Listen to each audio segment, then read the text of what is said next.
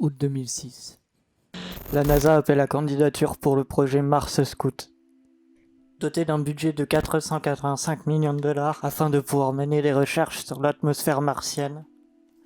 C'est la candidature du Laboratory for Atmospheric and Space Physics de l'Université du Colorado qui sera retenue le 15 septembre 2008.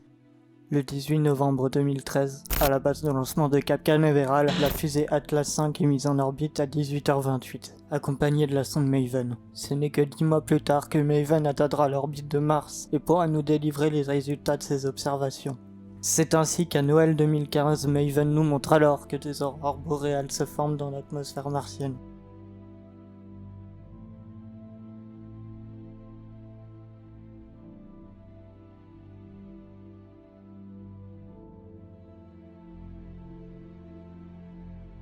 Salut à tous et bienvenue dans ce premier épisode de La tête dans les étoiles. Un jour, alors que je démarrais mon PC, je suis tombé sur le fond d'écran de verrouillage du jour avec pour thème les aurores boréales. Une bulle indiquait qu'on avait découvert des aurores boréales sur Mars. Et c'est là qu'intervient cette vidéo. Tout d'abord, nous allons nous poser la question de qu'est-ce qu'une aurore boréale ? Une aurore est un voile lumineux le plus souvent observé dans les pôles magnétiques nord et sud de la planète. Ce phénomène se produit lors d'une interaction des particules chargées que contiennent les vents solaires avec la haute atmosphère. Ce problème, Mars est une planète dépourvue de bouclier magnétique global, ou du moins plus aujourd'hui. En effet, Mars possédait, il y a des milliards d'années de cela, un bouclier magnétique. Mais les observations de Maven vont nous révéler qu'il resterait encore des vestiges de ce bouclier sur la planète rouge. À ce stade de la vidéo, je me suis trouvé dans une impasse. En effet, je n'avais pas assez d'informations pour rendre la vidéo plus intéressante que ça. Et je me posais toujours de nombreuses questions. Pourquoi et surtout comment des aurores boréales sont apparues là où il est normalement impossible d'en voir? Pour répondre à ces questions, je me suis dit que j'allais remonter à la source. J'ai donc entamé des recherches et suis tombé sur le nom d'Arnaud Stiepon, un ingénieur satellite ayant mené des recherches sur les aurores boréales et travaillé sur la sonde Maven. Je tombe alors sur sa chaîne YouTube où il présente divers phénomènes scientifiques que l'on peut observer au cinéma. Je vous invite d'ailleurs à aller voir sa chaîne, c'est très qualitatif. Bref, je m'aperçois qu'il a un compte Twitter et je lui envoie un tweet. Je tente ma chance. Après quelques semaines, toujours pas de réponse. Sur un coup de tête, je décide de taper son nom sur Facebook et je trouve son compte. Coup de bol, les DM sont ouverts. Ni une ni deux, je fonce et je lui envoie un message. Je m'attendais pas à ce qu'il me réponde 1 heure plus tard. Nous discutons et je lui explique alors que je fais une vidéo sur ses recherches et que j'aimerais trouver des réponses à mes questions. Il m'envoie alors quelques liens pour y répondre. À partir de maintenant, je tiens à vous dire que toutes mes sources sont en description et je tiens à remercier Arnaud pour le temps qu'il m'a accordé ainsi que pour son aide précieuse. Quand j'ai dit que Maven avait capté des rayons UV correspondant à des aurores boréales, j'ai omis un détail. J'ai omis le fait qu'une autre sonde avait elle aussi capté un autre phénomène. La sonde LPW, magnifique accent, avait en effet capté un nuage s'apparentant à de la poussière. Encore aujourd'hui, nous ne connaissons pas sa provenance. Nous ne savons pas ce qu'il faisait. Il a été observé entre 150 et 300 km d'altitude orbitale et a été là durant tout le long des observations de Maven, la sonde LPW étant rattachée à elle. 6 jours avant Noël, Maven avait quant à elle capté des rayons UV provenant de ces fameuses aurores.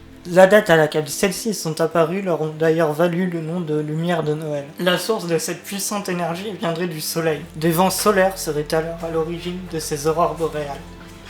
Nous allons alors nous demander comment les aurores boréales se forment sur Mars. On peut découper le phénomène en plusieurs étapes. Tout d'abord l'arrivée des ions dans la couronne d'hydrogène, puis leur passage par l'arc de choc, ensuite leur entrée dans la magnétopause, puis l'arrivée des particules chargées dans l'atmosphère et leur excitation, ce qui nous donne des aurores boréales. Certains termes peuvent paraître compliqués, mais vous allez voir, c'est plus simple que ça en a l'air. Quoi ? Ah, tout ça là ? Ah oui, mais j'ai déménagé en fait. Si ça vous intéresse, j'en ferai une vidéo. Bon, reprenons. Rappelons que les vents solaires sont constitués d'ions hydrogène H+. Alors arrivé dans la couronne d'hydrogène, un échange de charges se produit. L'ion hydrogène va alors gagner un proton, ce qui le transforme en électron. Ensuite, les vents solaires vont venir traverser l'arc de choc, ce qui va venir les ralentir. C'est une sorte d'odane de l'espace, en gros. Ils passent ensuite par la magnétopause, qui est la frontière entre le reste de l'univers et la magnétosphère. À l'entrée dans la magnétopause, un autre échange de charges se produit. Il redevient alors un ion d'hydrogène H+. Puis vient l'entrée dans la magnétosphère. l'endroit où le champ magnétique est le plus puissant. À ce moment-là, il y a encore un autre échange de charge. Mais rappelons que la magnétosphère de Mars n'est pas complète.